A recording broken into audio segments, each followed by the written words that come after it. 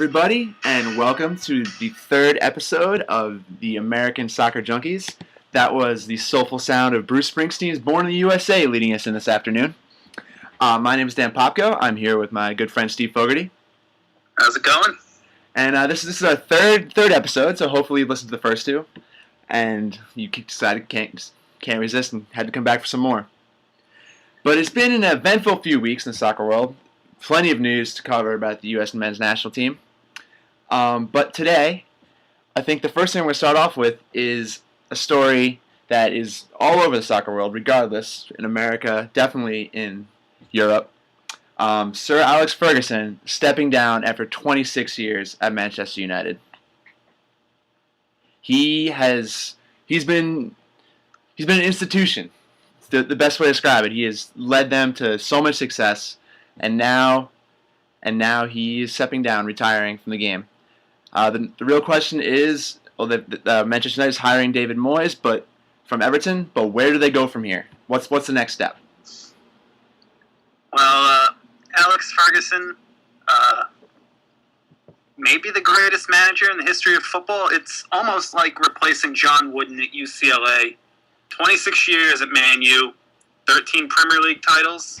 2 Champions League titles, pulled off the treble in 1999 in one of the more thrilling games that I've ever watched, where they scored 2 stoppage time goals against Bayern Munich. But Moyes, he was with Everton for over a decade, so he knows what it's like to be in a stable environment, but he's got a huge shadow over his shoulder as he prepares for this task, and this is going to be unlike anything he's ever done before. I think. Go ahead. I think part of the reason that Man U even went for Moyes is because he was there building that stability at Everton for over a decade. Because you hear names like, pretty much every high-profile opening, you're going to hear Jose Mourinho's name coming up. But he's come in, win a couple trophies, say some cocky things, piss off his players, and then leave. That's not what Man U is looking for. As much as I hate the United States Man U fanboys that we have running around every street corner, they are a brand. They're an institution. They are not just they have to do it their way. Yeah, and their way is the right way. They're the most successful club in the history of British soccer, and one of the most successful clubs in the world. And there are certain teams like Chelsea that are used to turmoil and managerial changes almost monthly at times. Here, that's not how it goes. Them and Arsenal, the 2 teams and Everton up until a couple days ago, the 3 teams that have kept their managerial staff intact, and they're going to look to continue this. I'm not saying Moyes is going to be Alex Ferguson. I don't think anybody can be Alex Ferguson, but I think they made a very, very smart hire. Yeah, I personally don't even understand the concept of managerial stability as a QPR fan. In my first year of following them, they had 4 different managers in a matter of 5 months. One of whom was fired because he got in a fight with one of his players in the dressing room. So I'm envious of what Man U is going to be pulling in here, because I think, as you said, it's like the John Wooden thing. It's like Moyes is never going to live up. He might, but in all likelihood, he's never going to live up to the legacy of Ferguson. But if he can just sustain some level of success, then they'll have to at least give him the benefit of the doubt. But to connect this to the U.S. national team, because that's what we're here talking about for the most part, that's why people come and listen, is Moyes is leaving Everton. And Everton recently has been, it has a reputation of being friendly for American players. Mostly, Tim Howard and Landon Donovan going on loan. Tim Howard is still there. Now, in the early days, once it became clear that Moyes was going to take over, and by early days, the last 2 days since Ferguson actually retired, there was some talk about Howard moving to Manchester United. But personally, I think that's absolutely ridiculous. There's no way that's going to happen. it seems fairly inconceivable, but in this day and age, never say never. You never know. Obviously, Howard was with Manchester United. Didn't go very well. But we were talking before recording. He was in basically the worst possible situation that a club can have. Two goalies on par with each other, and you never want to be that backup goalie. No. He was with Van der Sar, who Champions League winner at Ajax, Dutch national keeper. Yeah. Manchester United, if they have one weakness, it's goalkeeping. Mm. David De Gea is not exactly tearing it up. I mean, he managed to win. He managed to win the PFA Goalkeeper of the Year in the Premier League, but I don't think anyone was saying what I would watch the Man United game would say David De Gea is the best goalkeeper in the league. I really don't know where that came from. I think personally, and this is not because I'm biased as an American, Brad Guzan was the most important goalkeeper this year. He single-handedly dragged Aston Villa from the foot of the table to now they're pretty much solidly mid-table. They're not getting relegated. Nope. They're not. They may even finish top 10, which is ridiculous because that team is not good. No. And that team it's a mess everywhere. But it's trophies in all sports are really objective, and I don't want to bring this back to basketball, but LeBron James was not your unanimous NBA MVP. No. And that basically shows all you need to know about trophies. So I'm not taking anything with De Gea winning any goalkeeping awards because he's not even the best Spanish goalkeeper in the Premier League. That's Pepe Reina at Liverpool. Yeah. So I was looking into, as you were talking about the Manchester United situation now, I was looking into Howard's career there when I first started thinking about this. And because when he went there, he kind of stepped in and took over the starting goalkeeping position for a while. And then he was battling with the wonderful Roy Carroll and Ricardo Lopez Felipe, just powerhouse goalkeepers for Manchester United. That was a very sad time for their goalkeeping situation. And then he finally thought he had taken over and he'd assert himself in the number 1 jersey. And when they released both of them, and then they immediately bring in Van der Sar, and Howard gets sent to the bench. And then he ends up on loan at Everton, and now 250 appearances later or whatever, he is where he is today. But yeah, and he seems very happy at Everton. Interesting tidbit for Howard, his first season at Manchester United, he made the Premier League PFA Team of the Year. Wow. So, but yeah, and he signed his contract, and then they brought Van der Sar in. Mm-hmm. And I think that really, really struck a bug. He was very vocal in how he wouldn't have signed an extension if he had known that they were going to bring in Van der Sar. So I can see him staying at Everton. He seems happy there. He's been there for, 6 years now? Yeah, I think that he will be there unless whoever Everton brings in decides they want to bring in their own guy. You don't really think of goalkeeping as that kind of position, like where they bring in their own guy. It's just kind of, and there's no real competition. His backup is Jan Muka, he's okay. He's in his position he should be. He could probably be a starter for a lower level Premier League team, but he's going to be a backup to Tim Howard. Tim Howard is clearly a superior keeper. Yeah, and Everton's not one of the financial juggernauts for the Premier League. They try and do everything on a balanced budget. So I can't see them springing in extra money to bring in a goalkeeper when you already have an established number 1. So he's secure at Everton. I think he would only make a move up. Mm. But I'd say, I think at this point in his career, he's not. I don't think he's looking to make a move. He was at Manchester United, as you said. He saw the situation. He says, well. I saw quotes from him saying how he understands the importance of being in one place, being beloved by a club, and he is beloved by Everton fans. So there should be no reason for him to move. Yeah, and if he were to move, he goes from being irreplaceable Everton to easily replaceable if things go wrong, because people love to blame the goalkeeper when things are going the way they should be. Exactly. And because you even saw earlier this year, he wasn't in the greatest form for a period of time, but there was no doubt, even like that, he was gonna just be there, top of the team sheet every week. Even after he got injured, when he hurt his back, he came back and he was put right back in. Yeah, and he didn't miss a beat, I was a little concerned about the injury. He came right back in within the middle of the fire and was playing better than he did before the injury. So maybe the rest is good. Yeah, it doesn't hurt.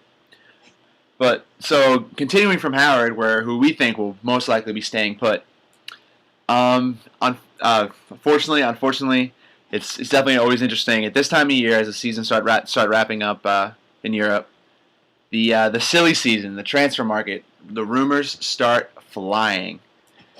Now, this isn't. I don't think this is quite as crazy as last year, where you had Clint Dempsey was one of the biggest conversation topics on either side of the Atlantic, in transfer wise. This year, it's a little bit more subdued, but I think you can still see some U.S. players making some moves. Mm-hmm. In fact, although not the European-based type of players, we already have our first move of the year, Juan Agudelo, traded from Chivas USA, I'm not the biggest MLS fan, but everything I've read, that situation is an abject disaster. So probably for the best for him to get out of there. But he's coming to my backyard, the New England Revolution. So hopefully he'll get a chance. He's still incredibly young, and maybe he just needs to find that right situation.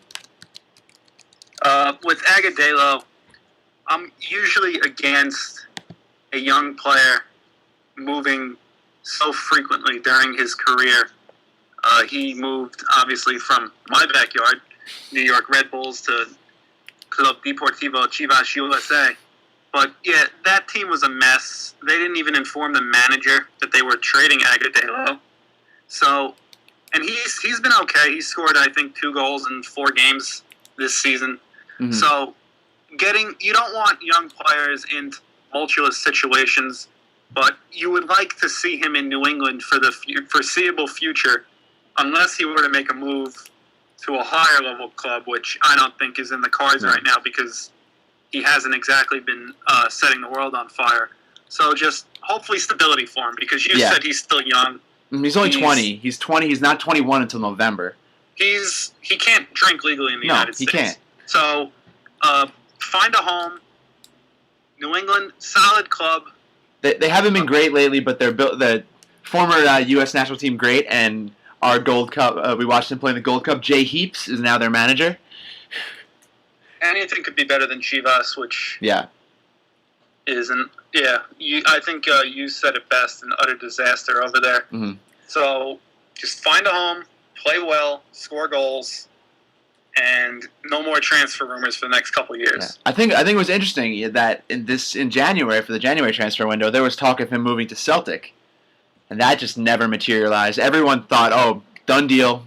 Basically, you just got to dot the I's and cross the T's, and then it just never happened. I don't quite know what happened there, but might be for the best that this is the situation turned out now. Yeah, I don't think going over to Celtic, I with the way their roster's set up, and I follow Celtic fairly intensely, other than Newcastle, probably my second favorite club in the world. They have a solid amount of young strikers. Gary Hooper's there. Tony Watt, who scored a huge goal against Barca in the Champions League. So he'd be very low on the totem pole there. So I think he should stay in MLS and establish a body of work before making that European move, because that European move is coming. Yeah. Unless he pulls an all-out Freddie Adu and just stops playing effectively. And there's no reason to believe why he would do anything like that. So he's still young. He doesn't have to go to Europe right now. Like I said, build up a body of work. Yeah. Other than a couple games for the Red Bulls, not really anything on the Agudelo highlight reel in terms of performance. He needs to find that consistency, because, I mean, you saw in the Russia game, he set up the second goal with just that knockdown. He was playing how American soccer fans want Josie Altidore to play in that game. He was a target forward. He was holding the ball up fairly well. He was distributing. He was standing in the middle and letting things happen around him. But he hasn't had that consistency. He in 59 MLS games, he has 11 goals. Mm-hmm. It's not. I mean, obviously, you look at his early time with the Red Bulls. He wasn't getting a lot of starts. He was getting a lot of cameos. The numbers aren't the greatest indicator, but by everything I've seen, he hasn't been playing great. But maybe this is when the light goes on. You never know. And he's in a good position because of the way he burst onto the scene with his winner in South Africa and his goal against Argentina. People will remember him. He's not going away. And yeah, you're right. When he was with the Red Bulls, they had Juan Pablo Angel, Thierry Henry, and Luke Rogers, established strikers. Yeah, and he was 17. Yeah, so he's got time to make it work, and the talent is there. Now it's about the work ethic and the results, and I think he should be fine. I've seen enough of him to believe that he should be fine. He should grow, and you're looking at the striker of the future for this team right now. Mm-hmm. Now, Agudelo is the only one that's happened, but there's been a lot of talks of some other moves. And speaking of the striker of the future, another young striker who's the striker of the present right now has the most rumors surrounding him, Josie Altidore. He has been lighting it up for AZ in the Netherlands, in the Eredivisie this year. He most recently scored the game-winning goal in the cup, and first cup in 30 years for AZ. And Josie Altidore made it happen. Now you think you hear an American striker scoring over 30 goals in a high-profile league. But, what were you saying? No, I wasn't saying anything. I was listening. Yeah, so he's scoring that, and it's been pretty much assumed that this is the. I mean, he struggled when he's been in bigger leagues. He was not particularly good at Hull City. 28 games, 1 goal, and he from what I remember from that time, he was pretty bad for the first half of the season. And it was him and Jan Vennegoor of Hesselink up top, and he slowly got better at. He was a little more facilitator second half of the season, and he played better, but he didn't play great. He went to Villarreal, and he just couldn't really find his rhythm there. But then once he's moved to AZ, he seems to be somewhere that he is happy and he is scoring goals, which is the biggest thing.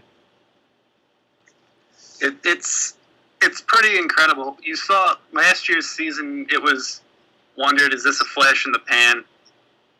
But this season, he's taken the next step. He's scoring goals in bunches, and he's scoring clutch goals. That's the biggest goal scored for AZ in 30 years. Yeah, and you see, last year everyone thinks flash in the pan. He played 52 games last year, scored 20 goals. This year he's played in 14 less games and scored 10 more goals. Yeah, so he's figured it out, at least at the club level.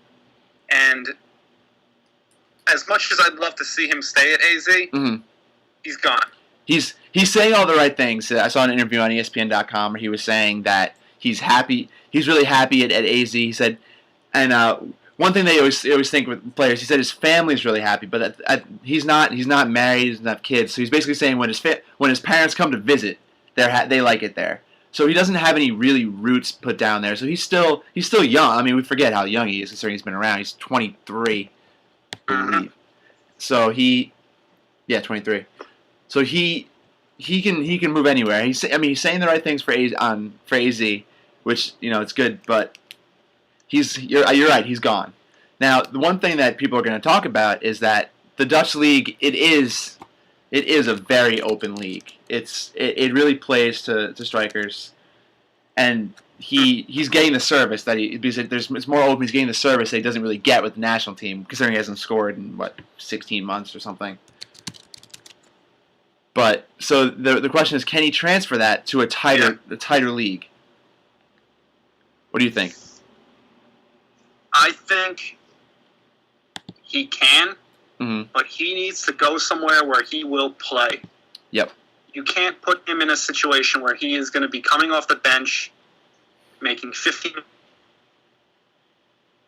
cameos and playing in a couple garbage League Cup games against third-tier opponents. He needs to play. I don't think he's the type of player that can sit on the bench and then turn it on. And they're saying clubs, I have it right here, Man City, Arsenal, Chelsea, all expressing interest. I can't see him breaking the side on any of those clubs. No, there's no way there's no way he can. If he winds up there, it's not a good move for his career. It would be Villarreal Part 2, where he'll be getting loaned out to clubs. Yeah. Like, your solid second division clubs, maybe like a Nottingham Forest or even a lower level Premier League club. You don't want him sitting there because Manchester City they're the richest club in the world. Yeah, they have Dzeko, they have Tevez, Aguero. Then even coming up, they have John Guidetti, who went to the Netherlands on loan last year. He had some horrific. I think he was sick with something. I forget exactly what it was. But he went over to the Netherlands and scored at a higher rate than Josie did, and he was 19, and now he's 20 and back in the Premier and back with Man City. So he would be the fifth striker, fourth maybe on that. No, team. not even. They have Scott Sinclair from Swansea. True. He plays out on the wing a little more too, though. Yeah, that's true, but he gets forward. There's nowhere for him to play. No. And I can't. They're loaded to the point where he wouldn't make the match day roster. No. So, what kind of situation do you think would be like? What team? I mean, based on speculation, based on your own just thought, what clubs would be a good fit for him? Newcastle United. No, I'm just kidding. I wouldn't mind if he would stay in the Dutch league, move up to a higher level Dutch club in Ajax or PSV. Mm-hmm. Maybe a Greek side like an Olympiakos. Just another place where he could kind of fly under the radar, yet still perform well. Because AZ, as great as he's performed, AZ is a mid-level Dutch club, and they will always be a mid-level Dutch club. So you want him to maybe jump up a level, but you don't want him going from AZ, mid-level Dutch club in, maybe the 7th or 8th best league in the world, to Manchester City, perennial Champions League team, Arsenal, perennial Champions League team, Chelsea, defending Champions League winners. You want him somewhere where, number one, guaranteed playing time. Yep. And you would like for him to stay in a more open league where goal scoring is key and the officiating favors strikers. Yeah. So it helps his it will definitely help his confidence, and although he hasn't been able to put that goal scoring on display for the U.S., if the confidence is there, eventually he'll get his chances. Mm-hmm. And another thing about Altidore, there were some racial taunts he was facing in the Dutch league. He handled that very, very well.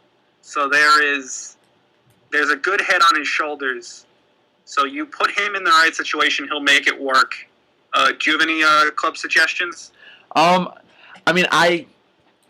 think out of pure selfishness, my own ability to watch, I wouldn't mind him moving to a mid-level Premier League team, because I think when he went on loan to Hull, that wasn't a good situation. I think moving to a more solidly mid-level club possibly an Everton kind of situation, because who do they have up top? They have Anichi, however you pronounce his name. It's not. They're not exactly loaded. No, their goals are coming from Fellaini, who's more of a midfielder. And Fellaini's probably gone now that Moyes is gone. Yeah, he's going to leave. Let's see the Everton squad. They have Jelavic. Oh, they have Kevin. Yeah. Stephen Naismith. So these are players. Victor Anichebe. Yeah. They have players that I think Altidore could easily work his way into that side. Yeah, I think that'd be a decent situation. I think he'd have to work for his chances, because I think he could walk into that side and play an important role. I don't think he can do it without wanting to and really committing himself to it. He's not that good that he is just an automatic start without thinking about it in that team. No, he's good, but you're right, he's not a lock. I think that's the kind of situation that needs to go to, where he will play, but he's still tested. Yeah, and the testing developing a work ethic for him is huge too, because his last year and a half for the U.S. has been sitting up top waiting for the ball to come to him, and because the American distribution has been so poor, he's basically just sitting there. Mm-hmm. And, maybe go get the ball and do something with the ball. Be the striker that people expected when he came in and started scoring almost right at the outset. But, yeah, I like the idea of an Everton. Like I said, I think the Dutch League, if he could move up to an Ajax, that'd be pretty solid. Because he's getting Europa League football right now, but if he could get Champions League, just see him against that better competition. Could think make a huge that did difference. Wonders for Sasha Question just playing in the Champions League. Mm-hmm. But yeah, Ajax is another team not exactly loaded on the strikers front. But they produce talent. Like they're all about the youth development. That they're the model that I think the United States was taking when they put on in their U.S. development system. Mm-hmm. But they're going to need scoring because they're going to probably lose Christian Eriksen.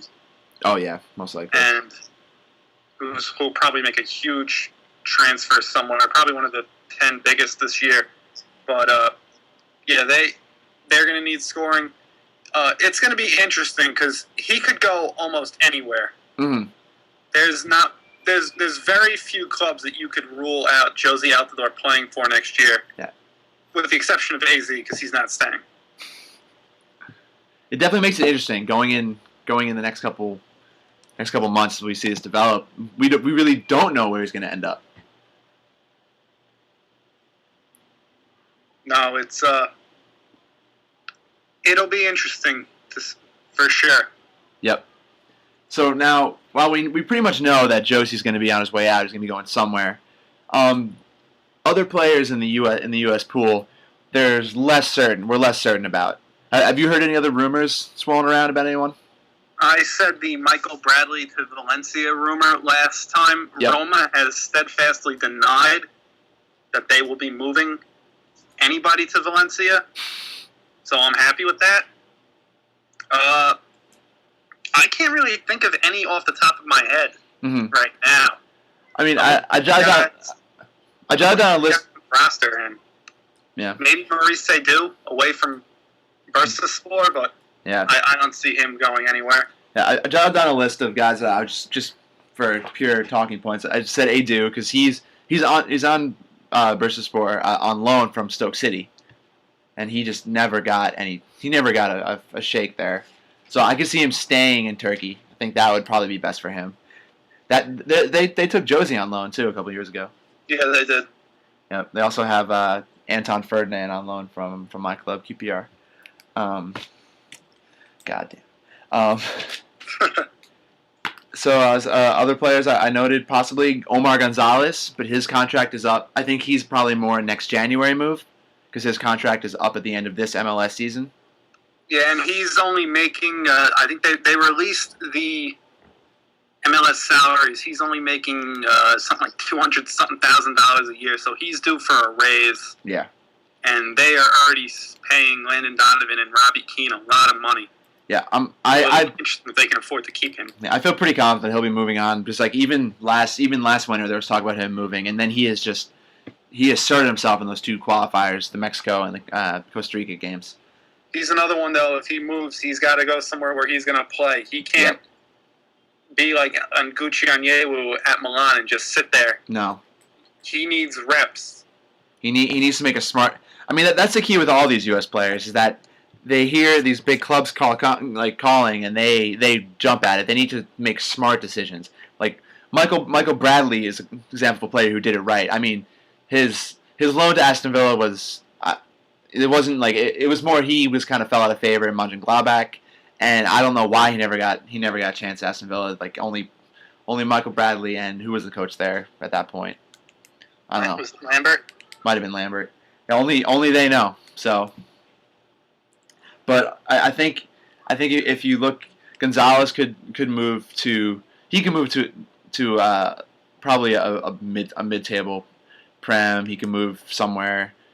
I mean, he's not jumping to a top club, but he can definitely be inserted into a lot of lines. He can move to a Dutch league, to Belgium, to a league like that where he could kind of step in. I'd like to see him in the Premier League. He's fun to watch. Yeah, and he's a tall, physical defender, physical-ish. Yeah. So I think that's kind of league that would suit him. Yep. So, but I'm not expecting him to move this summer. I wouldn't be surprised if some team jumps in with a good bid that he might leave. But I think in all likelihood it'll probably be a January move. Yeah, it would be probably January when you have a Premier League team mid towards bottom table looking just to shore up the defense so they can stay up for that particular season. Yep. I believe Stuart Holden made a similar kind of move where he moved in January after his contract ran out. Yeah, he went from was it Houston to Bolton? Yep, Houston. The one thing that could be interesting is if the MLS decides they'd rather cash in on him than if they understand completely that they're going to lose him in January and they'd rather try to sell him now. That's the only thing that can kind of get in there. Is the MLS business model. Like, I think it actually has been very successful, but I'm not sure they always know what way they want to go with situations like that. Yeah, I think they'd want to keep him for the season just because that Galaxy team will probably make another run at the Cup. Yep. And you want these high-profile players there. He'll definitely be there for the MLS All-Star Game. Oh, yeah. Because they want U.S. men's national team players and international players there. Yep. So you'll have him with your Donovans, your Cahills, your Henrys. So, yeah, he'll definitely be there until at least July. Maybe even... Yeah, I think he'll stay for the entire season. I can't see a way, unless some team, shocks MLS with some kind of incredible bid, which... I don't see him as being the type... I think at this point, because he's a U.S. men's national teamer, he has some Hispanic heritage. He has more value. He's worth more to the MLS than he is to another team. Yeah, he's worth more to California specifically. Yeah, it's similar. It's different, but it's almost like Landon Donovan the last couple of years. How there's always talk of him moving on a permanent transfer, but even if he would have been able to be even if he was worth 5, 7. Even something like $10 million, or I think in pounds, I think I heard something like a $4-5 million pound bid. To the MLS, he is the MLS. With that, once they knew Beckham was going to be leaving, so it doesn't they couldn't get rid of him. No, but I think Gonzalez is not. He's not on that level. Yeah, You're not going to make a central defender the star of your league. So nope. Yeah, I'd like to see him move. I think he's ready to take the next step, especially the way he played against Chicharito and Dos Santos in Azteca. I think that opened a lot of eyes for international clubs. Mm-hmm. Now, are there any other young players in the MLS that you think could make that move abroad soon? Let me take a look. Because I know you think Matt Beasler, but he doesn't strike me. He strikes me as that kind of guy who's just going to be hanging out in the MLS, being a great defender. Yeah, I have no problem with that. He doesn't need to go anywhere. He's not exactly young. He's 26. He's 26. He's been around for a while. Most of the guys, like maybe a Will Bruin, but I can't even see him moving. Yeah, he hasn't gotten it. Like I think it's more the kind of thing is if he gets called into that Gold Cup squad and Klinsmann. I think it's going to be dependent on who comes in for the Gold Cup, because that'll be the very beginning of the transfer season, and who comes in. And if Klinsmann sees someone there and says, "Hey, you need to move abroad and get some different experience, and you can become a part of the full squad," I think that would make a decision for a lot of guys. But I'm not sure. Most of the younger American players that you think of, your Gats and your Discaroos, they're already playing abroad. Yeah. MLS does not have as much young talent as they used to. Maybe I can't see Connor Lade moving. He seems like the type of guy who's he's right at home. Yeah, playing for New York, right? Literally miles from where he grew up. So exactly. Anybody on your end? Because I'm drawing a blank right now. You're looking. One thing you look at the young players in the MLS, young U.S. players, and you see you see that there's some young central defenders, but they're just breaking in. They're at the very developmental stages, so they're going to be sticking around for the foreseeable future. I think maybe you could see perhaps some of the goalkeepers, the Sean Johnson, the Bill Hamid, moving somewhere. Because as we were talking about with Howard before, the goalkeeping transfer situation, you can never really predict it. It doesn't happen on the same.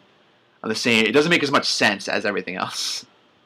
Yeah, and even if you're looking at a guy like a Hamid, even if he moves, it's not even for the U.S. men's team, and like Howard's going to be there through this World Cup cycle, and then Guzan is going to take over for the next World Cup cycle. So by the time Hamid even gets a chance, he'll probably be 27, 28.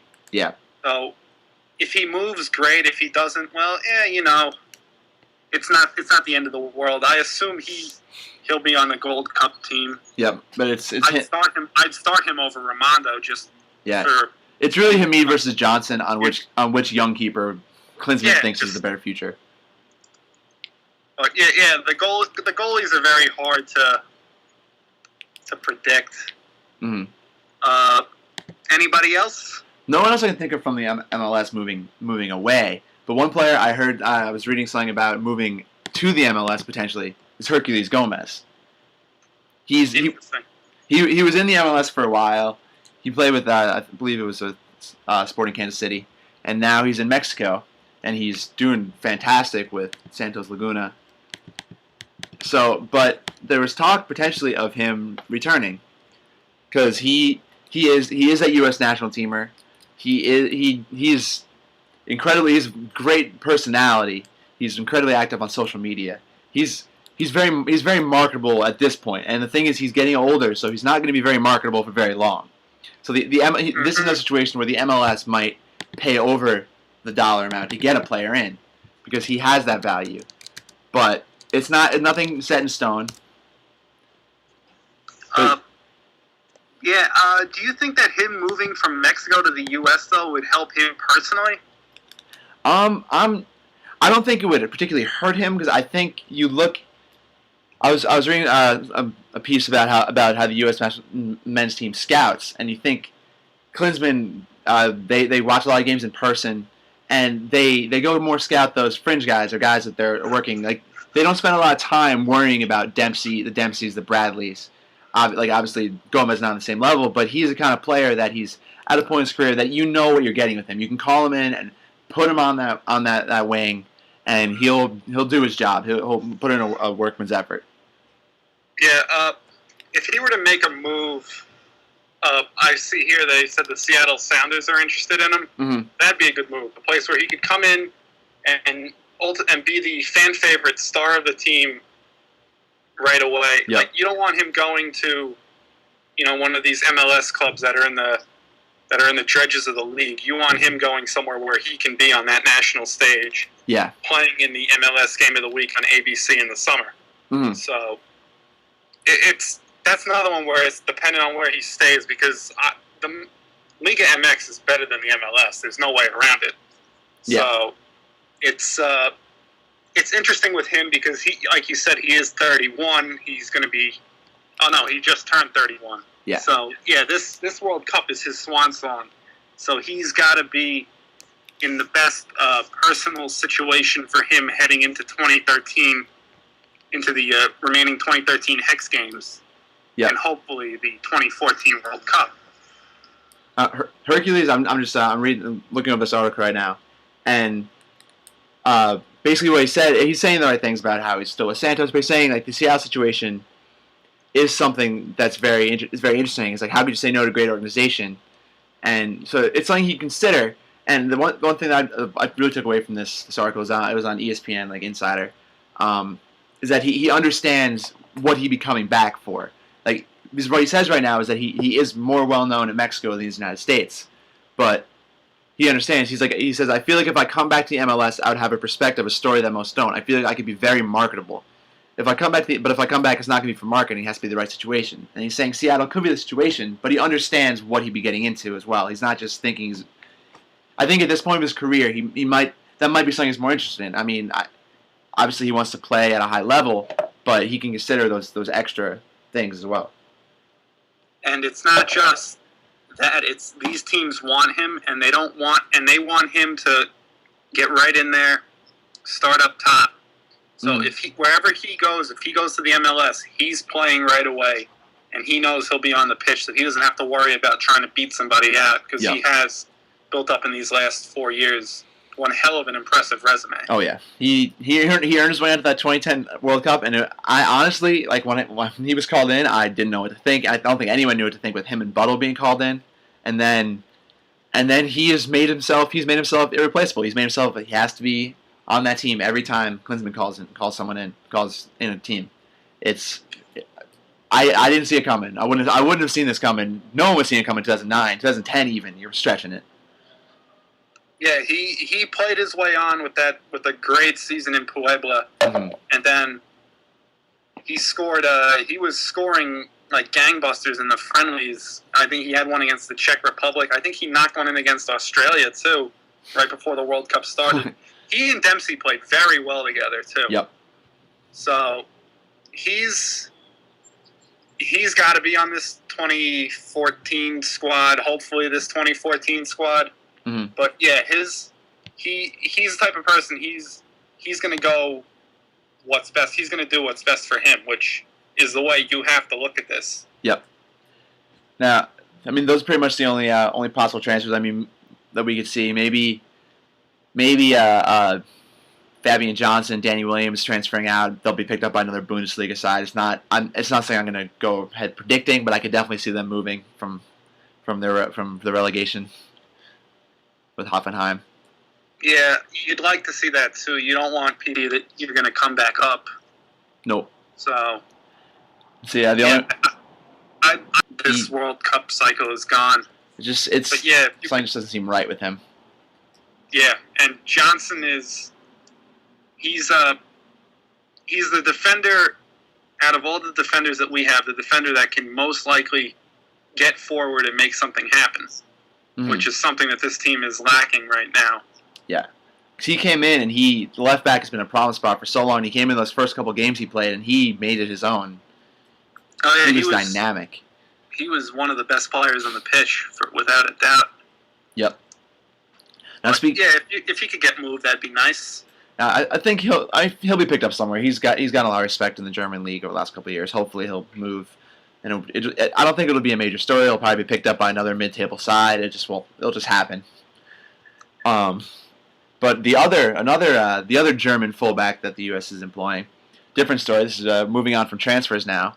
Timmy Chandler, out with injury, most likely going to miss those crucial the May camp and the June qualifiers.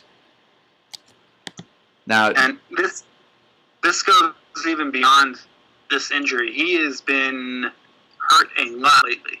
Yep. He was injured before the Honduras game, so he's somebody you just want him to get healthy, just to rehab. Yeah, just let it because right now, after the way Beasler and Gonzalez played in Mexico, they deserve to get the start. And Cameron can slot in on the right, even though he hasn't been playing great with Stoke City. He'll be in the camp. He'll be on the team.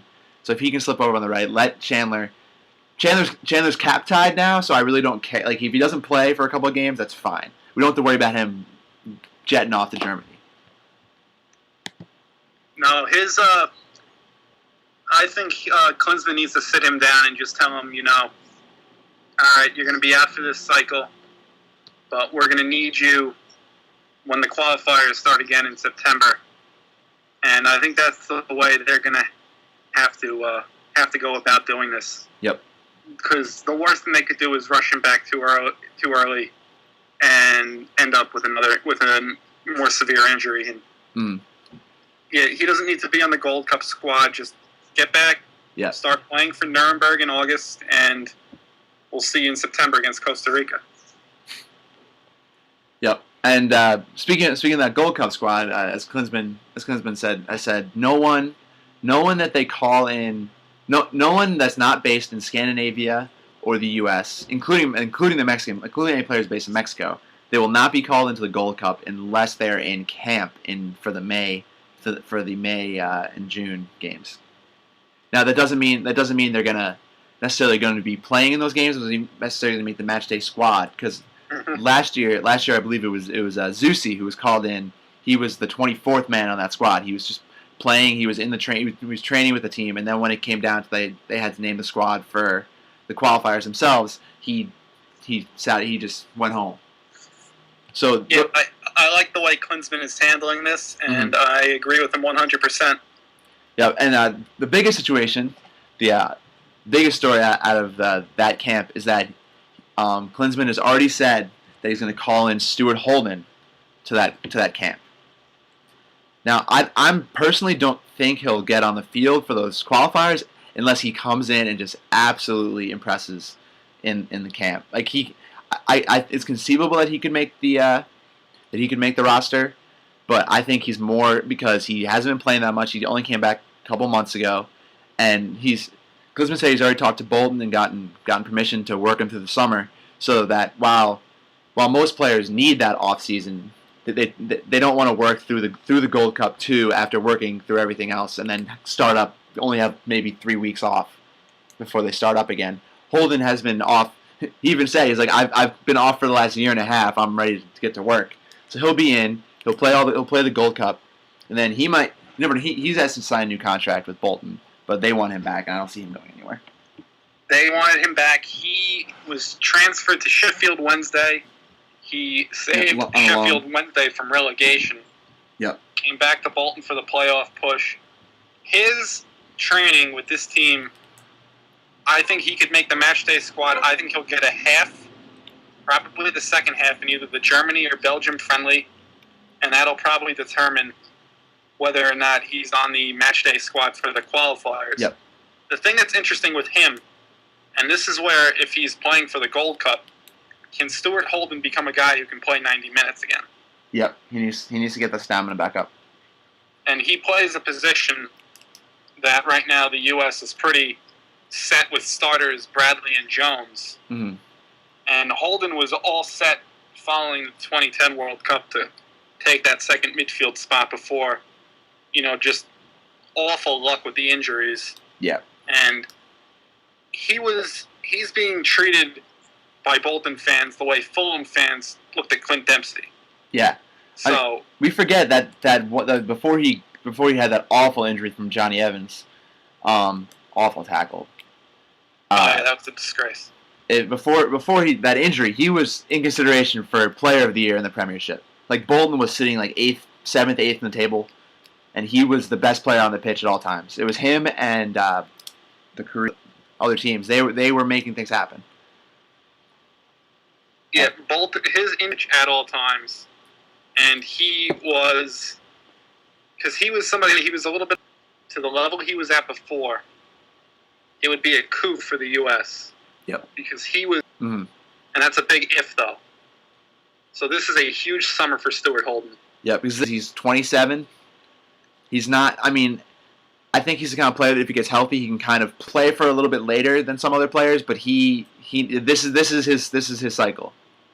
He doesn't seem, just with the way his career has gone, I don't think he's the type of player that's projected injury.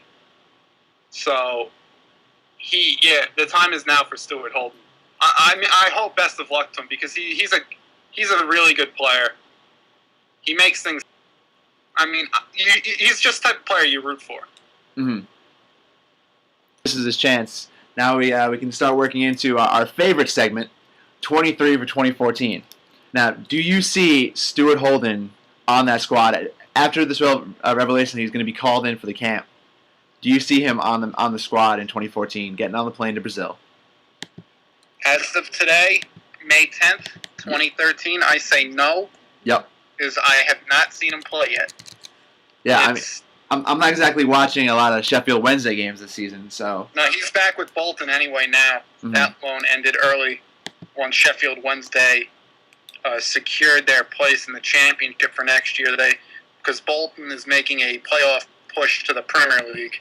I believe that they fell short of the playoffs by like 1 point or something. Yeah, so until I see him on the field, I'm not going to put him on this roster. And luckily for us, we'll see him a lot this summer. Oh, yeah, plenty. And especially with these qualifiers are coming up fast too. Yep, we'll be back here in 2 weeks talking about the squad that Klinsman named. So, in even 2 weeks, I might change my mind, but with the midfielders that we have right now, Bradley, Jones, Zuzi, Edu, Feilhaber, Donovan, Beckerman, Beasley, I can't see him breaking into that squad. Mm-hmm. And if he does break into that squad, it's probably at Kyle Beckerman's expense, you would think, Unfortunately, right? Yep. I do think Beckerman. I do think that he has that Jurgen Klinsman. Jurgen Klinsman loves him some Kyle Beckerman, but I think if Holden's making that squad, that's probably who he's taking out. And the thing is, you never know with injuries. And there could always be a spot open up. Someone just drops completely in form. But yeah, out of the 23 we have right now, there's a really good chance that one of these guys gets injured. Mm-hmm. Especially probably within the midfield. That's probably where. Yeah. But the good thing is that's where the U.S. is deepest, especially if Holden can come back. So. Yeah, that's really where the U.S. is at their best right now is central midfield. So. Things could change quickly, but right now, I can't see him breaking into this squad. No. I would like to. Stuart Holden is one of my favorite players in the U.S. pool ever since he had that last second goal against Haiti in the 2010 Gold Cup. He may look like he's in a 1990s boy band, but hey, I love that kid. And by that kid I mean the kid who's 3 years older than me. Yeah. But he looks like he's 15. He does. I would love for him to be on the squad too. He's a great player, and when he's in form, he stays in form. He's not somebody where you have to worry about what he's going to do game in and game out. Mm-hmm. Kind of the way Jermaine Jones is kind of like Jekyll and Hyde with the way he plays. And he doesn't make mistakes. No. Which, the only way... This U.S. team rarely gets beat by skill plays. They get beat by mistakes.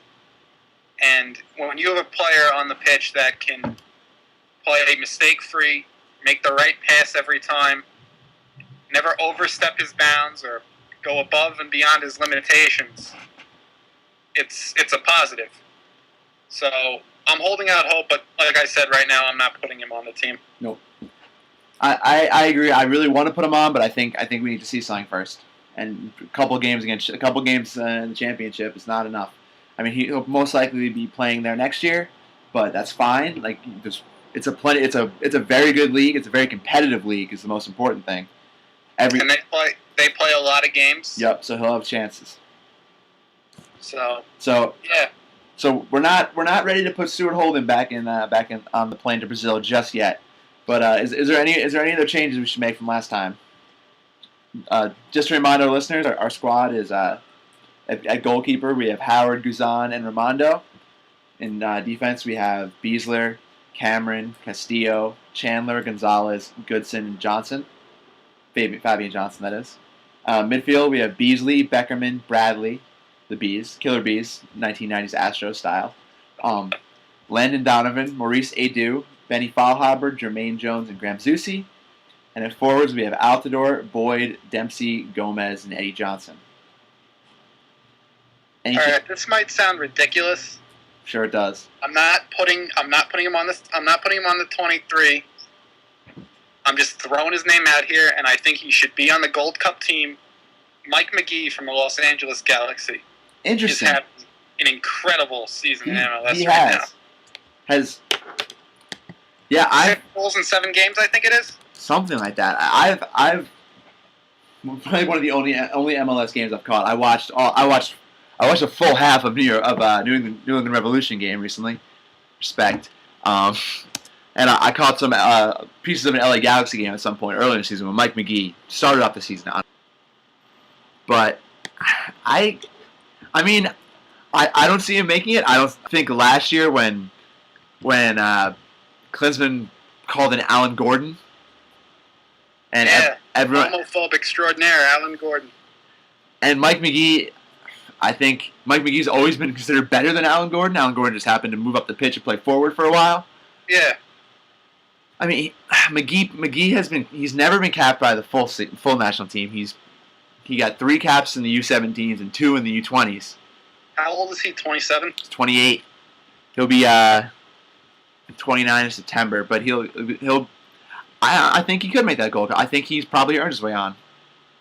And if he plays well, one thing the United States likes to do is bring in strikers for World Cups that nobody saw coming. If you had told me maybe a month before Bob Bradley picked the 2010 side that we'd be seeing Edson Buttle, Robbie Finley, and Hercules Gomez in the World Cup, I would have probably used a few expletives and probably called you an idiot.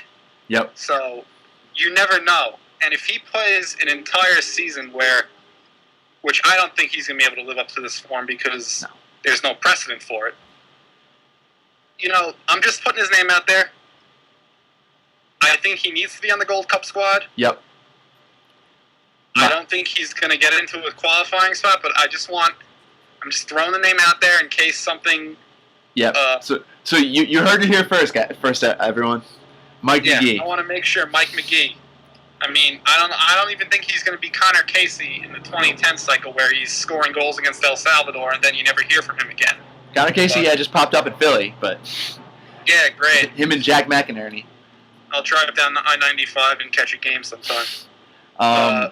Yeah, but yeah, Mike McGee. My one worry about McGee, I hope he makes a Gold Cup too. I hope he gets a chance to show what he can do in the national team setup because you never know. Like someone. Boyd Altidore could go down or something in September, and you need someone to step in for a couple games, and Mike McGee could be that guy.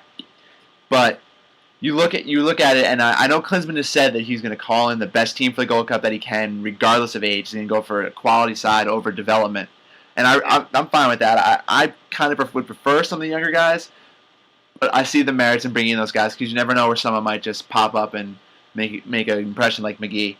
But there's enough young forward talent in the MLS in that pool that could get called in that I'm a little afraid that Mike McGee might fall. Atil Bunbury, Jack McInerney, and then Wando. Chris Wondolowski is almost definitely going to be on that squad. As he should be. He should be, but I hope there's a place for McGee. I can't quite think of anyone else. Last time that could step in. Last time we dropped Breck Shea and Danny Williams. Breck Shea obviously has not done anything that makes me think. Stoke City came out and said that they're working to get back to fitness, and it's not a drop from the team for just dropping him's sake. I mean, Danny Williams, we discussed, has gone off a cliff, and I don't see him climbing back up the side. Eric Lehigh's not playing for Aston Villa right about now. Lehigh's not playing. Some of the players we were most shaky on last time. Castillo, Goodson in the back, in the midfield. Beckerman, we were a little shaky on. Maurice Adu, I'm growing shakier on by the day. I don't know why, something about it, but is there anyone you could see anyone else stepping into that midfield? Because maybe a Dax McCarty if he plays really well in the Gold Cup. I'm almost certain he's going to be on that team. MLS stalwart, nothing, doesn't do anything spectacularly. Been called up 5 times. I don't really see it. I'm just throwing out names that I could potentially see. Mm-hmm. You can see those guys making that late push because we have a lot of time. Anything could happen. Yeah, and with McCarty, durable player, has played in some big games, so he's one maybe just to consider. I don't know. None of the central defenders like your Tony Beltrans or any of them. Yep. Maybe Joe Corona. I can see Joe Corona making it, but at whose expense on this team? At Eddie Johnson, maybe. Joe Corona. Yeah, but I think Klinsmann really likes Eddie Johnson just for his versatility. Yeah. But Corona, he hasn't really done anything this season. No. Of note for Tijuana. So, I don't know. There's always, your young kids like Diskerud and Gat, but right now I don't see anything. I mean, Diskerud's been playing great, but he's still playing in Norway, and I think Klinsmann does not like that particularly. Yeah, we went over that last time. I don't know why. I mean, it's not a great league, but it's on par with the MLS. Yeah. And, Tijuana's playing all right. Nothing They're not doing what they did last year. No, they were great last year. But yeah, actually, never mind. They've been pretty bad, actually. I didn't even realize they've been getting killed. They beat Guadalajara 4-0 on the 3rd. Before that, they went winless for the month of April. Wow. Including a 5-0 ass-kicking by Cruz Azul. So, yeah, right now it's, I think the 23 we have might just stay. Can you see anybody out of the 23? You've said Edu, Beckerman, Shaky. Yeah, I mean, I could much more easily justify dropping some of these players that we have picked than I can adding someone. Again, the Holden, but I'm hesitant to project based on just a name dropping. I want to see something. Yeah, exactly. Like who would be the contenders to take these spots? Danny Williams has been terrible. Mm-hmm. Brad Evans has been terrible in his chances with the U.S. Yeah, I think he might get one more chance. I can see him. Davis is old and not good. No, I could see him getting a chance maybe in a qualifier even, but I don't see him in Brazil. I think he might. What? The wild card is Sasha Kleshkin. Yep. Based on this is a big summer for him too. I've gone on record as saying I don't really like him as a player. He's good for his club. I just when he comes in, he's fine as a sub, but you don't want him starting resume to make this team. But I can't see you taking Sasha Kleshkin, who's not really known for being putting him in place of Kyle Beckerman, who is essentially a glorified defensive midfielder. So it's going to be very interesting. Once Klinsmann names his squad for the 2 friendlies against Germany, that'll give us a lot. It might not be a final coming up. Yeah. Right before it, and Belgium, which I'm out in. Well, I mean, those teams are probably getting ready for qualifiers as well, aren't they? Yeah, but Germany, I can't see them bringing in a Schweinsteiger or a Götze or a Gomez or a Muller who just coming off playing the Champions League. True. Belgium, though, I could see them bringing in Fellaini. the cavalry or Hazard's or Fellaini's company, etc. Lukaku. Yeah, who's having a great season in West Brom. So the next episode, hopefully, when we get the rosters, we'll have a little bit 2 friendlies and the 3 qualifiers. We'll have hopefully a better picture of what we're trying to accomplish. One player that I might be able to justify taking a spot today, Alejandro Bedoya. He's been playing great in Sweden. Another guy who he made the move up. He made the move to Rangers, and then Rangers did won the tank. Literally, not just losing, their entire team. They had their own Great Depression. And now he's back in Sweden, but he's been in fantastic form. Yeah, he's scoring, which is good. You always like seeing goals. Yep, especially out of a midfielder. Mm-hmm. So I could see him. I think he might be pulled in for the qualifiers, but I think he'll be a guy that's definitely in the Gold Cup equation. Yeah, and this is big for him too because when you think of Alejandro Bedoya, he's 26 years old. Yeah. Where the hell did that come from? He spent 3 years at Boston College. And yeah, he played he used up his college eligibility, which. But when I thought of Alejandro Bedoya, I thought of him as the kid at Rangers. He's 26, so it's basically now or never for him, and he's made it very hard for Klinsmann to not have him on the Gold Cup squad. Yeah, it's just a matter of if he thinks he's good for the. And he should be called into the camp. Yep, I think even if you're not going to use him, just to have him push these guys. Yeah. So he's one to look out for. We can't have a podcast without mentioning John Anthony Brooks. Nothing has happened on his front. Yeah, so he's apparently leaning towards the U.S. at this moment. Great. But he has to make a decision soon. Tao Ramos has said that he has to make a decision by the end of this month to come in for they're in a tournament in France. And he said it's going to be very hard for anyone who we haven't seen in a while to not play in that tournament and make the World Cup squad. So he has to make a decision soon. And he should have a lot of time. Their season's just about ended. They've secured their promotion. So, yeah, we'll probably have more Brooks for the next podcast. Hopefully, something will happen. Hopefully. Whether good or bad, something's going to happen. Yeah, give us something to talk about, John Anthony. Hopefully he's listening. So does this mean we're keeping 23, or should we make one change just so people think we do something over here?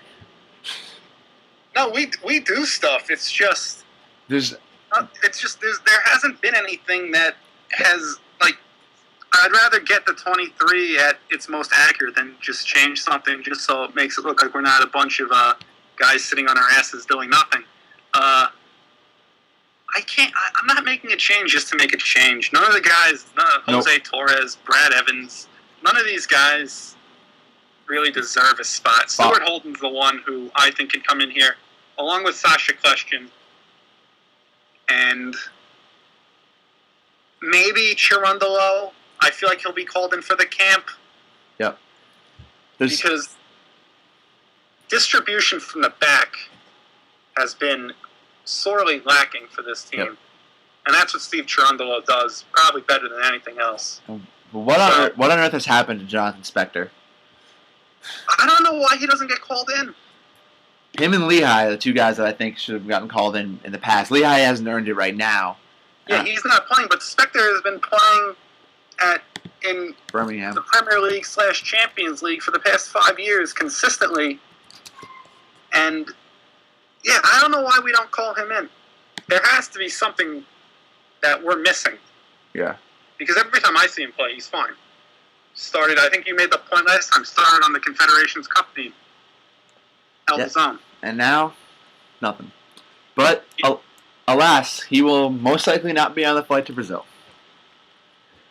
Things can change, though. Things can change, and we can almost guarantee you that when we talk in 2 weeks, there will be something. Whether or not this squad changes, there'll definitely be some things to talk about, some changes going on around the U.S. national team.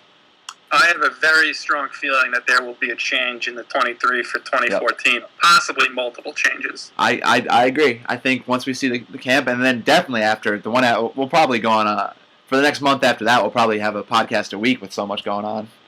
Yeah, might as well, because we'd like to keep these things a little over an hour. This thing could go on for 5 hours if we miss a week in the next month. That's true. Just we had to recap the games and the players and everything. It's a lot to do. It's going to be fun. I can't wait. I can't wait either. So hopefully we have a lot of listeners who can't wait as well. Remember, you can check out the blog, Confessions of an American Soccer Junkie.